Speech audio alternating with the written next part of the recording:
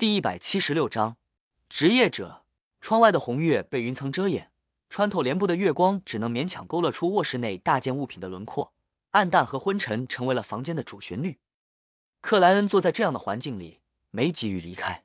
他望着床上熟睡的艾伦医生，静静分析起了刚才梦境中看见的一幅幅画面。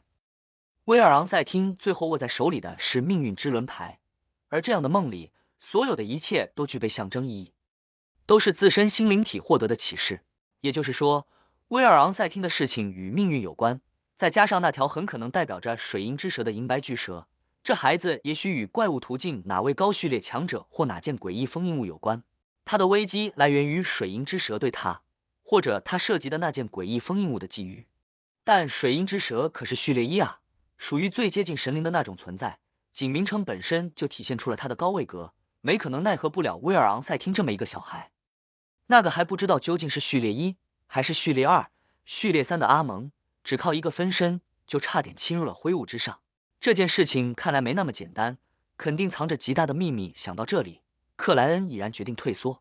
这一听就非常危险，而且那副塔罗牌未必是神奇物品，特殊的很大可能是威尔昂塞汀本身。艾伦医生除了会做噩梦，已经摆脱了困扰。我完全没有理由掺和这件事情，在这上面主动表演挑战不可能，这几乎等同自杀。对，我得遵从新的意愿。克莱恩用戴着黑色手套的右掌撑了下梳妆台表面，缓缓站了起来。经过刚才的入梦，他完全可以确定，艾伦医生的噩梦来源于本身心灵体从灵界获得的启示，而那启示是某个高层次高位格的存在刻意制造和提供的，千纸鹤则属于定位道具。根据秘密之书上的某个章节，克莱恩也能尝试着利用那只千纸鹤找到遨游灵界中的艾伦医生心灵体，暗中观察那些启示从何而来。但他刚才已经决定不掺和。活动了下身体，克莱恩带着最后的好奇翻出了艾伦医生的皮质钱包，从里面拿出了那只千纸鹤。他将千纸鹤置于手杖杖头，同时握住了它们，然后眼眸转身，低声自语道：威尔昂塞汀现在的位置占卜语句反复7遍后，房间内忽然有微风打旋，带着吹拂灵魂般的凉意。克莱恩松开了右掌，手杖先是稳稳站立，继而带着千纸鹤倒了下去，斜着指向睡床。那里，克莱恩微皱眉头，换了的位置，重复起刚才的占卜，并顺利得到了反馈。而2次占卜的指向交叉点是艾伦医生。威尔昂塞汀的位置和艾伦医生重叠，这就有点意思了。克莱恩又好笑又愕然地自语了2句，他的好奇心一下攀升到了极点。虽然他不打算掺和这件事情，但他想弄清楚为什么会出现重叠的状况。把千纸鹤拿到灰雾之上占卜一下，有灰雾挡着，不会出什么意外。克莱恩迅速有了新的想法，而由于在艾伦医生的卧室里不方便举行自己召唤自己的仪式，他决定先把千纸鹤带回家。对此，他其实早有准备。来之前，克莱恩并不确认事情的严重性，抱有可能会去寻找威尔昂塞汀，看能否得到那副塔罗牌的心思，所以他提前准备了另外一只千纸鹤，打算用来替掉正品，方便自己各种占卜，等问题解决再换回来。想到就做，克莱恩从衣兜里掏出了预备好的那只千纸鹤，这是他特意在灰雾之上折的，预防艾伦医生突然决定把威尔昂塞汀相关的物品上交给黑夜女神教会，从而让造假的他被占卜出来。预先考虑的周全和详细，果然能让事情简单很多。克莱恩自我赞许了一句。借着稀薄的月光，他认真对比起威尔昂塞汀的千纸鹤和自己折的千纸鹤，看是否有明显的不同。这一看，克莱恩顿时陷入了沉默。他的手工能力还不如一个小孩子。其实都是千纸鹤，也没有太大的区别，我那只顶多粗糙了一点，艾伦只要没反复研究过原本的那只，就肯定看不出来已经被调包过了。克莱恩无声自语了几句，拿出枚硬币，用占卜的办法做了最后的确认。得到肯定的启示后，他把自己折的那只千纸鹤放入了艾伦的皮夹，放回了原本的位置，自己则处理了下现场，携带着威尔昂塞汀的千纸鹤离开了伯宁汉路3号。靠着补账法，克莱恩顺利回到了家中，趁着泡澡的空闲，用自己召唤自己的办法，将那只千纸鹤连同万能钥匙送到了灰雾之上。坐到寂静无人的宫殿里，他拿起千纸鹤，仔细审视了几秒，没发现什么异常。然后，克莱恩具现出纸笔，写下了与之前相同的占卜语句。威尔昂塞汀现在的位置，这一次他改用起梦境占卜法，在那灰蒙支离的世界里，惊喜的看到有画面呈现。那是一个黑乎乎的房间，虎头虎脑、漆黑眼眸的威尔昂塞汀借助椅子，趴在窗前的书桌上，眺望着外面的风景。他两只手各抓了一叠塔罗牌，旁边还摆着一堆积木。那积木拼出了一个首尾相连的环形的蛇。窗户外面的景象同样黑暗，只隐约有哗啦的流水声传来。梦境到这里就无声无息结束了。克莱恩睁开眼睛，用手指轻敲起青铜长桌边缘，无声自语道：衔尾的蛇，果然是水银之蛇吗？代表命运的水银之蛇。窗外有流水的声音，说明威尔昂塞汀目前的位置紧靠着塔索克河。之前我占卜到他的位置和艾伦医生重叠，是受到了来自命运的干扰。见灰雾之上的占卜也只能得到这种程度的启示，克莱恩不再被好奇心困扰，勉强做出了解读，并打算明晚把千纸鹤换回来，找机会再指点艾伦医生，让他去黑夜女神的教堂将此事告诉主教。这种事情还是得正规军做比较好。克莱恩低笑一声，返回了现实世界。悠闲泡完澡后，他没再忙碌，钻入了被窝。过了不知道多久，克莱恩忽然惊觉，清醒理智的知道自己正在做梦，正做着在客厅内翻看秘密之书的梦。这熟悉的感觉，他习惯性的做出茫然的表现，偏头望向门口。房门吱呀一声被打开，一道穿着灰色大衣的身影走了进来。他大概30来岁，脸颊瘦长，额头宽阔，有双看起来颇为睿智的深蓝色眼睛。不是队长。克莱恩突然自嘲一笑，无声吐了口气，并让手中的秘密之书变成了一本女士审美杂志。他边翻动杂志，边随意对来者打了声招呼。身穿灰色风衣的男士摘掉帽子，坐到他的对面，闲聊般问道：艾伦今天早上来找过你？果然是职业者，是一位梦魇。克莱恩克制住叹息的冲动，微笑回答道：是的，他已经想明白了职业者为什么会突然入梦自己。面前的梦魇应该是一位职业者小队队长，负责着威尔昂塞汀事件，但一直没能找到有用的线索。这样的情况下，艾伦医生和夏洛克·莫里亚蒂侦探登门询问威尔昂塞汀下落的事情，昨晚或者今天早上应该就已经被他们知晓。与此同时，他们发现艾伦医生刚用过早餐，就急匆匆的来到明斯克街拜访夏洛克·莫里亚蒂侦探。本着专业的精神，夜里的入梦属于最正常最自然的发展，而艾伦医生那里较为敏感，贸然入梦很可能让线索断掉，所以某位侦探就成为了毫无疑问的第一选择。他遇到了什么事情？那位职业者小队队长随口问道。克莱恩如实回答道：他做了场噩梦。克莱恩将漆黑高塔、银色巨蛇、层层保护下的威尔昂塞汀等场景描述了一遍，末了道：做这个噩梦前，艾伦去威尔昂塞汀家找过那个孩子，因为不放心他的康复，因为困扰于之前的霉运。可惜的是，威尔昂塞汀一家已经搬走。不过，艾伦回想起，那个孩子送过他一只自己折的千纸鹤，并祝他好运。可能是受到这2件事情刺激，他才会做这样的噩梦。穿灰色大衣的男子露出惊喜的表情道：千纸鹤。对克莱恩轻轻点头，那个孩子出院前送给艾伦的。艾伦随手丢到了办公室的抽屉里，之后就遗忘了这件事情，直到昨晚才想起。我明白了，感谢你的解释。那职业者小队队长站了起来，很有礼貌的按胸行了一礼。梦境突然有了水波般的晃动，他直接消失在了房间内。望着他坐过的那个位置，克莱恩悠然推测起接下来的发展。职业者们今晚就可能去艾伦医生那里入梦检查并带走千纸鹤，于是问题就来了。那只千纸鹤是克莱恩折的，正品在灰雾之上。算了，无论用哪只千纸鹤，他们都不可能占卜得出答案。换不换回来无关紧要。克莱恩自语了一句，收敛住思绪，他继续坐在那里，没有急于脱离梦境，怔怔出神了好久。过了一阵，他翘起了嘴角，小声感叹道：真是怀念啊。第177章，期待。周日清晨，克莱恩刚用完早餐没多久，就听见了预料之中的门铃声。但让他意外的是，来的不仅有麦克约瑟夫记者，还有艾伦医生。夏洛克，我昨晚又做那个噩梦了，我觉得这不正常。艾伦没有逼近麦克，刚进入客厅就开口说道。不等克莱恩回答，他又自顾自掏出钱夹，取出了一只千纸鹤。你说会不会是他的问题？自从我将他找出来，随身携带，就开始做噩梦。克莱恩不甚在意的望了一眼，表情忽然有些凝固。要不是曾经做过小丑，对脸部肌肉的掌控能力很强，他甚至可能在记者和医生面前露出难以掩饰的笑容。对，笑容。这千纸鹤遮得比我那只还丑，这是克莱恩瞬间产生的想法。此时此刻，他很有掩住脸孔，叹息一声的冲动。这难道就是职业者一脉相承的传统？手工活比较差。毫无疑问，他眼前的千纸鹤是又一次调包的产物。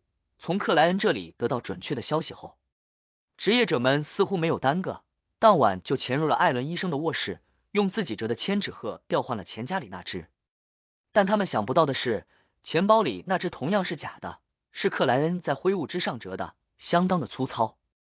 莫名有些喜感，克莱恩瞄了一眼毫无所觉的艾伦医生，清了清喉咙道：也许是这样，我建议你再去教堂一次，找之前那位主教谈谈。我们要相信我们信仰的神灵始终在注视着我。说话间，他在胸口画了个三角圣徽。昨晚那位梦魇离开后，克莱恩专门去过灰雾之上，占卜不掉换回千纸鹤是否有危险，得到了很安全的启示，所以他现在能饶有兴致的做出这样的建议，试图捉弄一下前同事们。看见自己折得不怎么样的千纸鹤又回到了手里，不知道他们会有什么样的心情。克莱恩一本正经的宽慰走了艾伦医生，转头对记者先生笑道：麦克，其实我最想建议艾伦的是去看一看心理医生，不过信仰肯定也能安抚他的心灵，你一点也不坦率。麦克笑了一声，好了，我们该出发了。接下来的一天，克莱恩陪着这位每日观察报的记者进入东区，采访起被解救出来的那些少女。在足足1磅的采访费用面前，没有谁拒绝，哪怕部分遭受过摧残的女孩也一样。这次的采访中，卡平的罪恶是一个重点，那些少女们目前的处境是另一个重点，前者让人愤怒，后者让人沉重。黛西其实算是比较幸运的，回家之后立刻就能投入工作，凭借自身的劳动换取到食物。像他这样的被解救者不超过1/3，而且多数属于家里还有些积蓄的那种，他们的处境允许受到身心创伤的他们暂时不用忙碌，能耐心地寻找合适的活计。而另外2/3的被解救者不得不为了活下去奔波，在纺织女工大量失业的情况下，他们往往只能找到一些临时的报酬很低的工作。家里父母兄弟姐妹未曾失业的那些还好，至少能彼此帮助，勉强填饱肚子。家庭状况不那么乐观的部分则以明里暗里走上了站街女郎的道路，似乎从未得到解救。他们出卖自己身体一次，也许为的仅仅是一些食物，这让麦克变得像上次一样沉默，直到天色昏暗时离开东区，他才回过神来，对克莱恩道谢：夏洛克，多亏你的帮助，否则我今天肯定会被那些流氓那些黑帮成员敲诈，这不就是你雇佣我的目的？克莱恩没任何得意情绪的礼貌性笑了笑，有了之前的叮嘱，老科勒和利弗一家未透露他免费帮忙寻人的事情，尤其黛西相当聪明，在麦克问他们有认识什么较为特殊的人时，直接回答记者先生和侦探先生。麦克惯性点了点头，又沉默着走了好一阵子。临上马车前，他忽然吐了口气道：我想在这篇报道上呼吁政府把卡平的地产拿出来，成立一个救助基金，用每年的收益稳定的帮助这些被解救的少女，帮助其他因卡平而受到伤害的人，让他们有机会挣脱当前的困境。虽然卡平的保险柜已经被那位侠盗洗劫一空，但他最大的财富在购买的地产上，这些应该都是非法所得。克莱恩认真听完，深深看了麦克一眼，由衷赞美道：你是我见过最好的记者，像我这样的记者还有不少。这个世界上总是存在着一些理想主义者。麦克感叹道。说完，他将10磅的雇佣费用支付给了克莱恩，并摘下帽子挥了挥。目送这位记者上了出租马车，克莱恩准备去另一个方向乘坐公共交通工具。这时，麦克突然打开车窗，揶揄着笑问：夏洛克，你认识的记者不会只有我一个吧？克莱恩愣了一下，呵呵笑道：你猜，白银之城。戴里克伯格就像一头被困在室内的野兽，略显焦急的在房间里来回踱着步。他觉得首席对自己的汇报不够重视，担心那些不知受到了堕落造物主什么影响的探索小队队员在解除隔离后，会对这座在黑暗里已延续了2582年的城市造成毁灭性的伤害。这样的处境下，他迫切的想得到意见，得到相当了解堕落造物主的倒吊人先生、正义小姐他们的意见，这是他最期待塔罗聚会召开的一次。再等等，再等一段时间，如果愚者先生还不召集，我就直接向他祈祷。戴里克试图让自己冷静下来，但绕圈的步伐却没有丝毫迟缓。突然，他看见了漫无边际的灰雾，听到了那就是主班的声音。准备聚会，戴里克获得松了口气，较为谨慎地坐到床沿，躺了下去，假装自己准备因疲倦而睡一会儿。默数完略显急促的1000次心跳，他又等待了一阵，才被虚幻的深红光芒吞没。此时此刻，戴里克的房间异常安静，窗外划过天空的闪电一道接一道，让黑暗远离了这片大地。忽然，他床头的角落里，黑色蠕动伸展，化成了人形。这黑影飞快攀高，静静地俯视起戴里克。他仔细观察了几十秒，没什么收获的缩了回去。角落里阴影如常，毫无变化。无边无垠的灰雾一如既往的弥漫于脚下，身前的青铜长桌斑驳着锈绿，却不显腐朽。太阳戴里克最先看见的是坐在对面的正义小姐和魔术师小姐，传入他耳朵的则是那熟悉的轻快的问候声：“下午好。”愚者先生道：“下午好。”笼罩在灰雾里的克莱恩轻轻颔首，看似悠闲地回应着正义小姐和其他成员的问候，实则忙碌于操纵世界，让他表现得像是真人。昨天陪麦克记者采访完，已是晚餐时间，克莱恩在外面找了家费内波特风格的餐厅，贝拉的主动要了杯荒漠啤酒。吃饱喝足回家后，接下来的时光里，他没再出门，或学习秘密之书，或自己准备食物，让每次去东区都会产生的沉重情绪消解了不少。不知不觉间，下午来临，他将心思转移到了塔罗聚会上。打完招呼，正义奥黛丽忍耐住了好奇又激动的情绪，没急着询问卡瓶事件背后的真相是什么。愚者先生也许不会回答，但不问又怎么会知道他想不想回答呢？希望他提出等价的要求，我尽量去满足。奥黛丽环顾一圈，观察起其他成员的状态。作为一名读心者，他很快就发现了一些异常。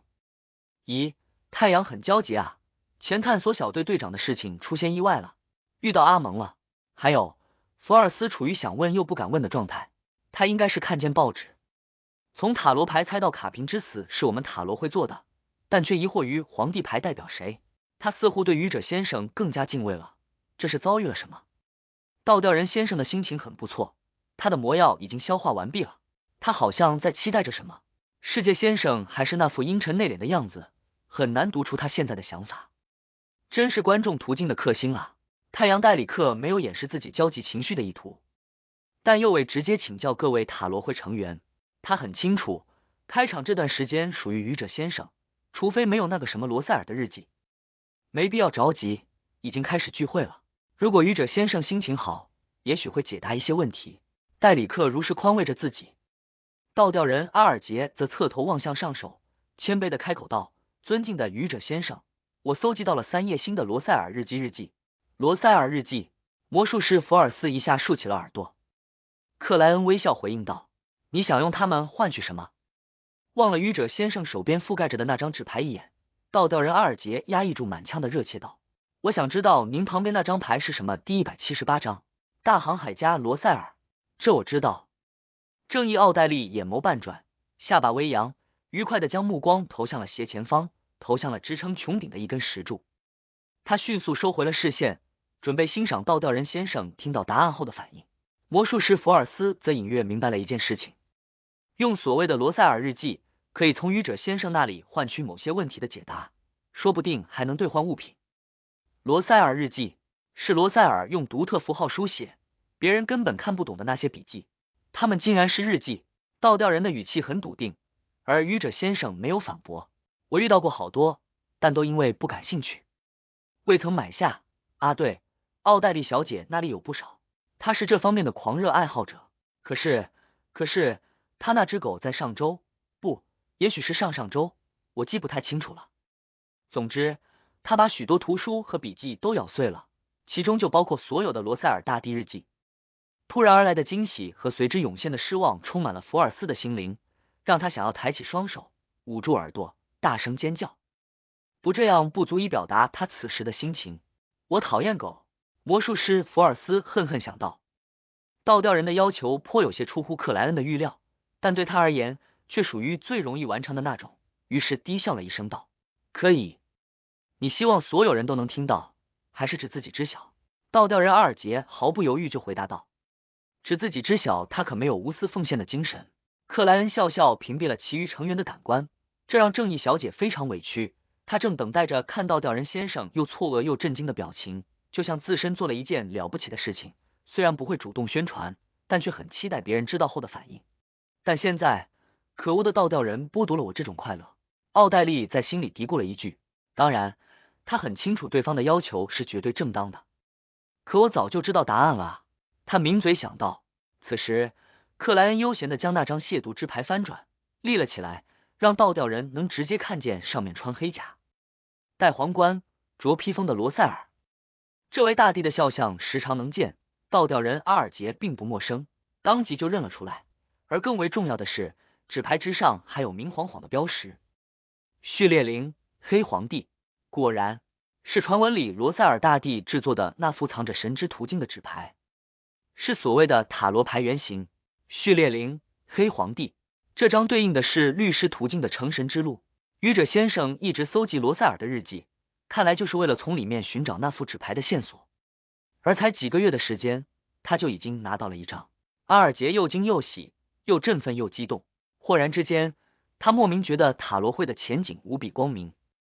之前他只是慑服于愚者先生的神秘和强大，对所谓的塔罗会仅抱着交换情报和物品的目的，但现在他开始遥想罗塞尔大帝的纸牌被愚者先生一一搜集到后，自己和其他成员能够获得的好处。到时候塔罗会也许将变成最强大的隐秘组织。倒吊人阿尔杰不由展望起未来。这时克莱恩慢悠悠说了一句：亵渎之牌他旋即解除了屏蔽。刚一恢复感官，正义奥黛丽立刻将视线投向了倒吊人，透过模糊的影像隐约读出了对方残留的震惊、喜悦与向往之情。就该这样，奥黛丽顿时获得了极大的满足。亵渎之牌果然与亵渎石板有关。倒吊人阿尔杰低头沉思了几秒，开始具现新得到的3页罗塞尔日记。很快，那3张黄褐色的羊皮纸来到了克莱恩的手中，他状似随意的垂下目光，不快不慢的阅读起来。3月15日，我果然是主角，仅凭一些考古线索和民俗传闻，就在迷雾海边缘的奥拉德克群岛附近找到了一艘所罗门帝国遗留的幽灵船，古老的黑王座号。他真是拉风啊！上面还有一些古代的书籍，包括一份指向某个无名小岛的藏宝图，那是某位败退离开北大陆的所罗门帝国大贵族最后的定居点，他所遗留的一切都在那里，这个宝藏必将属于我。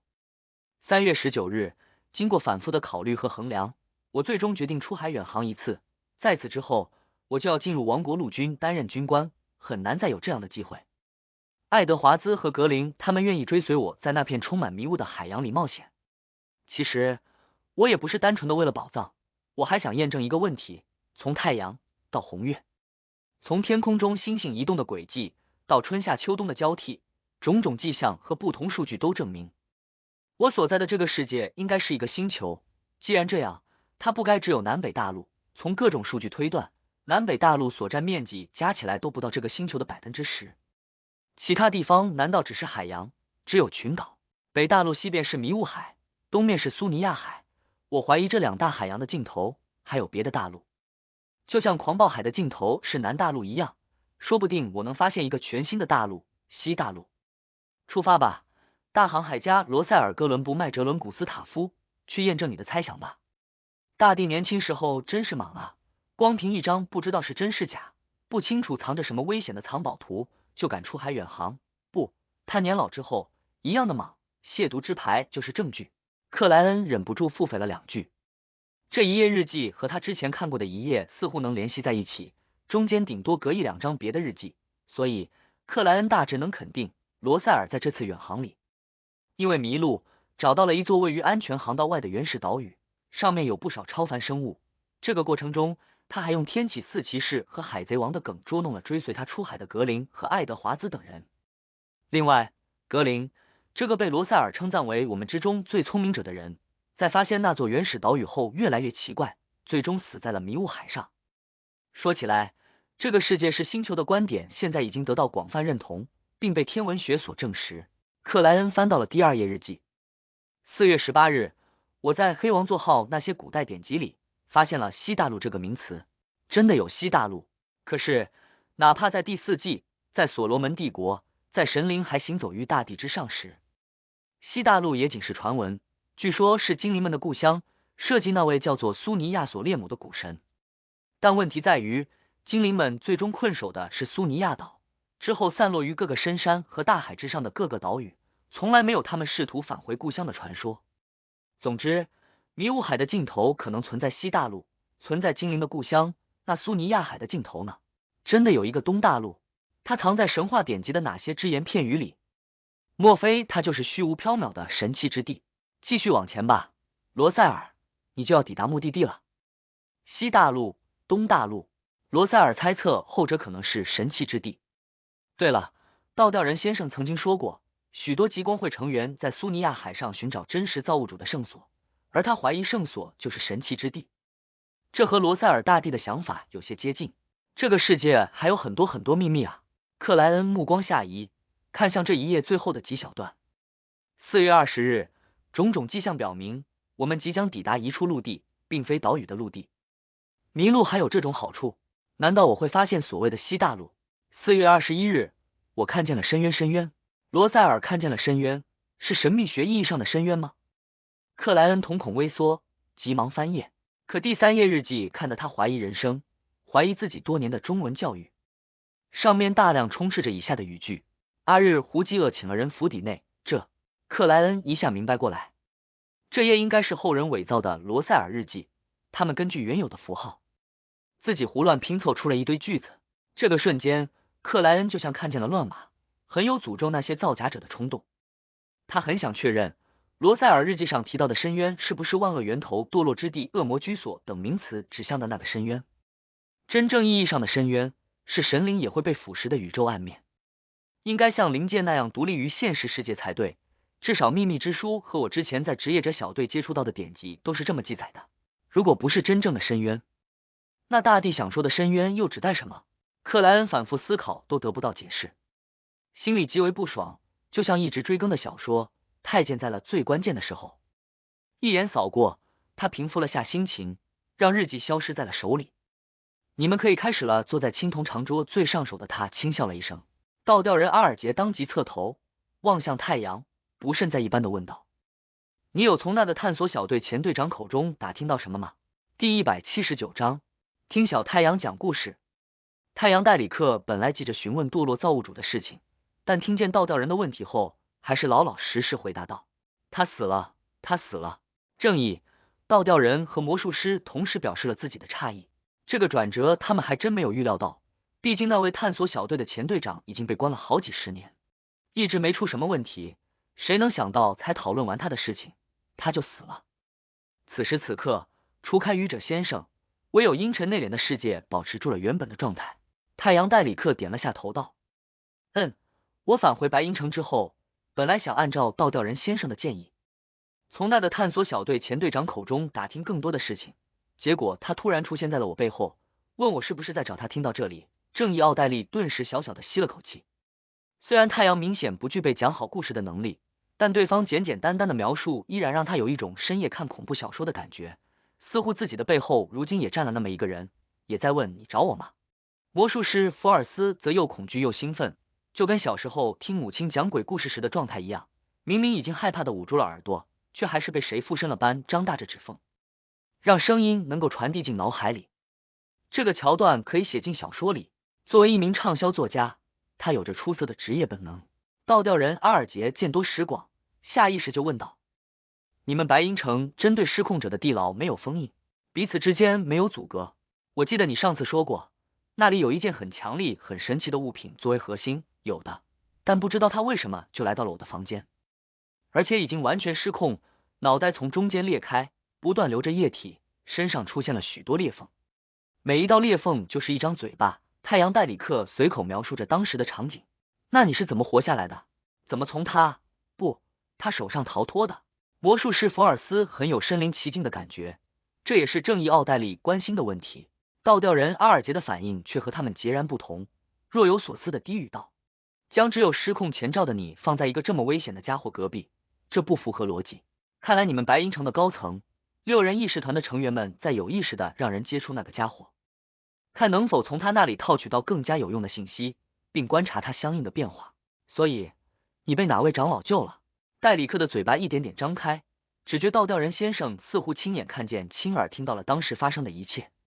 只凭我描述的情况，他就能猜到真相，好厉害！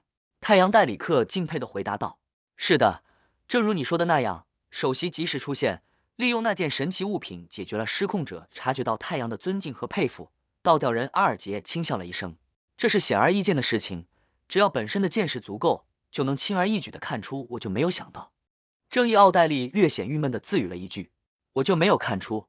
魔术师福尔斯颇感羞愧地捋了下自己的头发，我没有往那方面想。世界重复着愚者先生的叹息。说到这里，阿尔杰微皱起眉头，语速缓慢地问道：你说你刚回归没多久，那个探索小队前队长就失控了？他过去几十年都没有失控，在你回归后却突然失控了。提问的同时，倒吊人抬头望了愚者先生一眼，见他平静悠然，没有一丝一毫的异常，心情瞬间就稳定了下来，刚才涌现的不安尽数化为了疑惑。阿蒙家族号称毒神者，难道那个人发现了塔罗会，发现了这灰雾之上的秘密，但又被愚者先生轻松解决了？太阳戴里克认真点头道：我猜测了2个原因，一个是由于我选择了太阳途径，而你之前说阿蒙家族是远古太阳神后裔，另一个是他察觉到了愚者先生在拉我参加聚会，于是出现了某种变化，最终证实是后者。怎么证实的？倒吊人阿尔杰不留空隙的追问道。有人察觉到愚者先生拉人参加聚会，真的有人能够察觉？好可怕，不愧是毒神者。正义奥黛丽又诧异又震惊，他忍不住望了青铜长桌最上手一眼，旋即被愚者先生镇定淡然的态度安抚了内心。只是一件小事而已，对愚者先生来说，这只是一件小事。奥黛丽欣喜又释然的想着，原来还是有人能发现塔罗会的召集，果然，那么多条途径，那么多个序列，总有能针对这件事情的非凡能力。但对现在的我来说，这是极坏的事情，我还是太弱小了，必须尽快提升序列。魔术师福尔斯一时惊讶，一时惶恐。太阳戴里克如实描述道：那个失控者被首席解决的时候，我看见了阿蒙的影子，应该是他。他长这个样子，征求到愚者先生的同意后，戴里克具现出了一个光幕，上面描绘着阿蒙的形象：黑色古典长袍，同色尖顶软帽，水晶制成的单片眼镜，宽额头，瘦脸庞，黑眼珠，黑卷发。你们有见过他吗？太阳戴里克饱含期望地问了一句。倒吊人、正义、魔术师和世界同时摇了摇头。戴里克不再纠结此事，继续说道：阿蒙的影子也被首席借助神奇物品消灭了，留下了一条半透明的虫子。首席告诉我，那只是阿蒙的一个分身。他把之前安排我住在隔壁的原因解释了一遍，确认我没有问题后，就让我自行回家。我有点害怕，不知道阿蒙还会有什么后续的举措，所以刚回到家里就开始向愚者先生祈祷。等一下，倒吊人阿尔杰皱眉打断了太阳的话语。你说你刚经历了这么一场又诡异又可怕的事情，就被首席放回家了，而你刚回到家里没做别的事情，就开始向愚者先生祈祷。是的，太阳戴里克略感茫然的回答。这有什么问题吗？他觉得倒吊人先生的态度颇为古怪。正义奥黛丽隐约觉得太阳的处理有些不对，但短时间内又没想出不对在哪里，只是相信换做自己肯定不会这么做。而此时此刻，魔术师福尔斯已捂住了他自己的脸孔。太不谨慎了，曾经的我也是这个样子，代价就是用掉了手链上的石头，开始承受满月诅咒。这位畅销小说作家在心里叹息道。倒吊人阿尔杰再次看了愚者先生一眼，见他依然没什么表示，遂勉强放松了下来，握拳抵了下嘴鼻道：你和那诡异的阿蒙有了交集，你认为首席只是检查一遍就会对你彻底放心？如果真是这样，那个前探索小队队长就不会被关在地牢整整42年。以我的经验，首席肯定在暗中派人监控你，而你毫无疑问已经把自己的特殊之处暴露出来了。不要怀疑这一点，如果连首席都不谨慎，你们白银城根本没法在那样恶劣的环境下延续到今天这。太阳代理克眼睛逐渐睁大，越来越觉得倒吊人先生真有见识，说的很有道理。我被首席发现了异常，所以他听到我的汇报才是那样的态度。怎么办？怎么办？代理克一下变得又紧张又惶恐。看出他的忧虑，倒吊人阿尔杰呵了一声。不过你暂时也不用太担心，我刚才仔细想了想，你们白银城的首席即使发现了你的异常，应该也只会怀疑你被阿蒙附身，被他污染，不会想到塔罗会的事情。你还有时间，还能慢慢想办法解决这个问题。太阳代理克稍微平静了一点，老老实实说道。那个时候我确实被阿蒙附身了。什么？倒吊人阿尔杰脱口而出，他差点离开座位，摆出战斗姿态，以防意外。正义奥黛丽和魔术师福尔斯也一下变得紧绷，唯有阴沉的世界警示表现出了诧异。戴里克被倒吊人先生的反应吓了一跳，忙补充道：“这是愚者先生发现的。”在我祈祷之中说话间，他具现出了当时愚者先生传递来的画面，戴黑色尖顶软帽和单片水晶眼镜的阿蒙虚幻地缠绕在了他的灵体上，就像一条蟒蛇的鬼魂。这看得正义和魔术师两位女士发自内心的颤抖了一下。倒吊人则连忙追问道：“后来呢？”后来愚者先生教导了我一个仪式，通过那个仪式，他派遣他的天使净化了阿蒙的分身。太阳代理克不增不减地回答道：“天使？”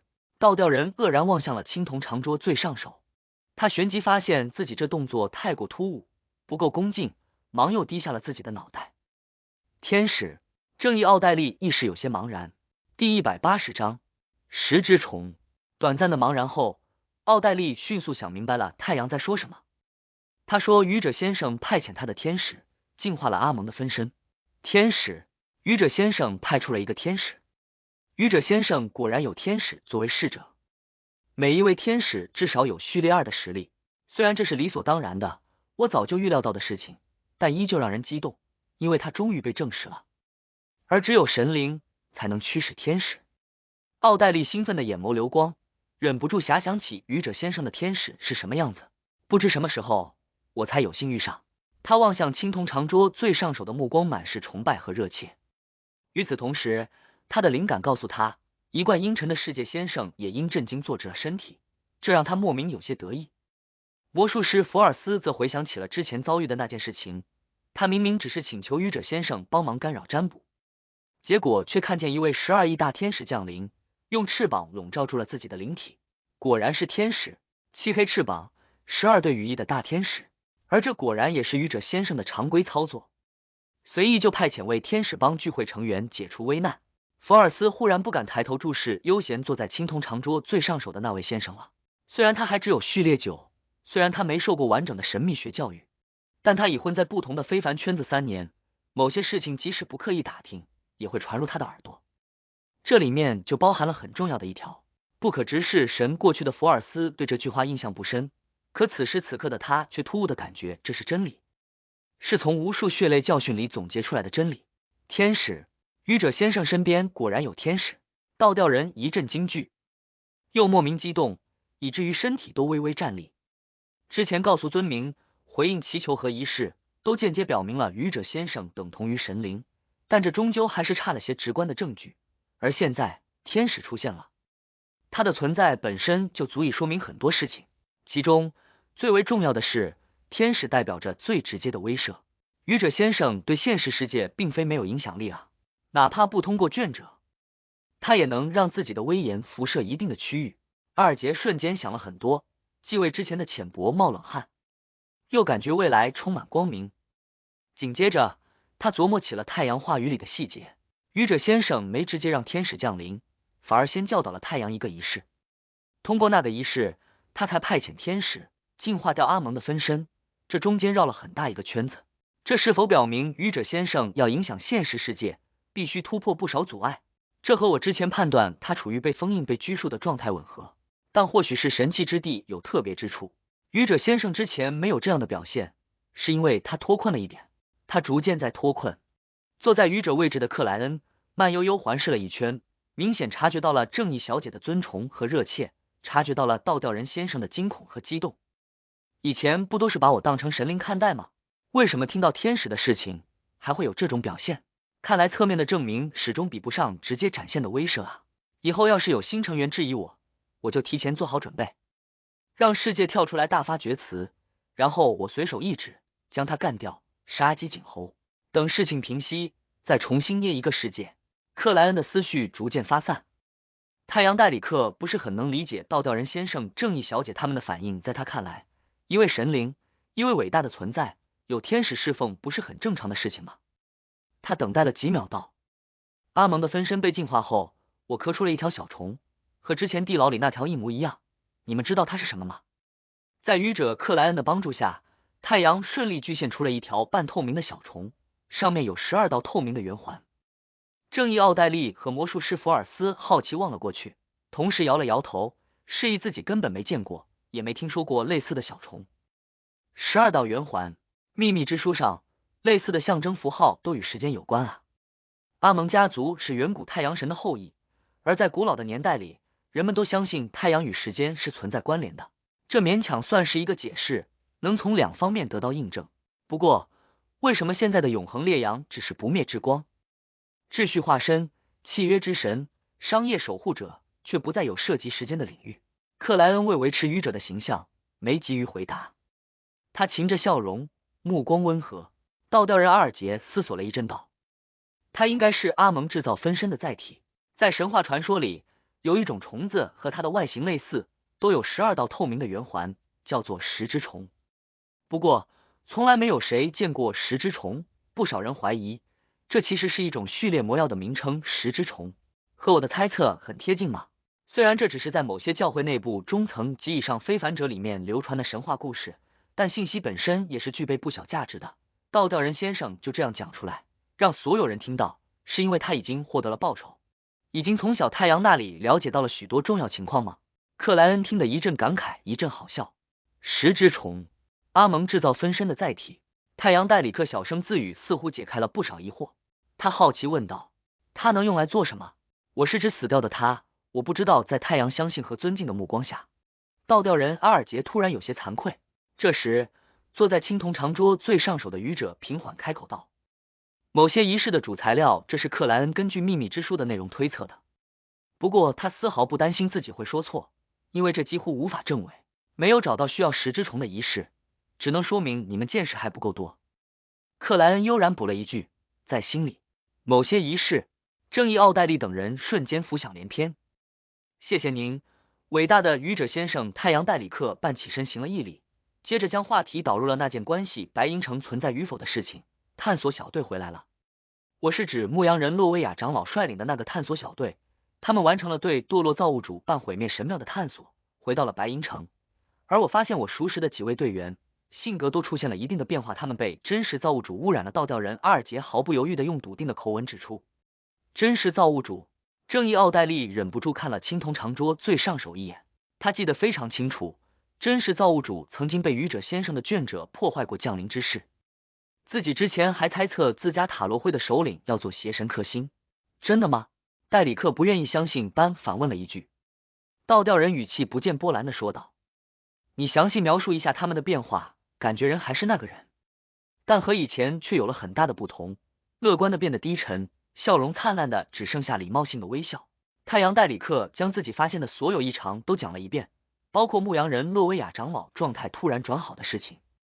倒吊人阿尔杰斟酌着说道，情况可能比你想象的还要严重，被污染是最好的一种可能。他们如果已经发自内心的信仰真实堕落造物主，那才麻烦，无法再挽救。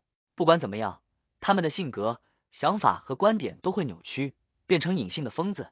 你可以从这方面入手，让6人议事团其他成员发现不对。我已经报告过了，可首席似乎不是太相信我。戴里克略感委屈的低沉开口道。魔术师福尔斯忍不住叹息了一声，那是因为你们的首席怀疑你被阿蒙附身，正是图谋划对白银城不利的事情。那我该怎么办？就算我告诉他们堕落造物主存在，他们也不会相信我吗？太阳戴里克焦急问道。倒吊人沉吟了2秒道，其实你们那位首席此时应该也开始关注牧羊人和那个探索小队的成员了。你们白银城能延续到现在，高层最基本的警惕心还是有的，不会放过每一个可能的威胁。唯一的问题是，他们的重视程度肯定还不够，甚至不如对你对阿蒙的在意。不等太阳开口，他又斟酌着说道：“也许可以利用这件事情洗掉你身上的嫌疑。你找个机会，让某个探索小队队员表现出最彻底的异常，并和他发生冲突。这样一来，6人议事团其他成员就能发现不对，提高重视程度。而与此同时，你把疑似食之虫的东西交出去，就说冲突之中，你突然变得恍惚，不知道发生了什么事情，只隐约听见有人在喊真实造物主。等清醒过来，已经咳出了那条虫子。涉及邪神，很多办法和能力是不敢使用的。你们的首席会符合逻辑的猜测。阿蒙的分身与真实造物主遗留的精神污染发生了冲突，最终消亡成了死掉的虫子，对你的监控肯定会因此降低不少。你再安分一段时间，嫌疑就彻底没有了。为什么倒吊人先生在这方面很熟练的样子？正义奥黛丽嘴巴微张的想着。太阳戴里克听得眼睛发亮，只觉倒吊人先生果然值得信赖，想出了这么好的办法。那我该怎么让那个探索小队的队员表现出最彻底最异常的状态？他连忙追问道。倒吊人阿尔杰一下沉默，过了好几秒才开口：我不知道。他旋即又补了一句：如果有真实造物主相关的物品就好了。唰的一下，正义奥黛丽望向了青铜长桌最上手的愚者先生，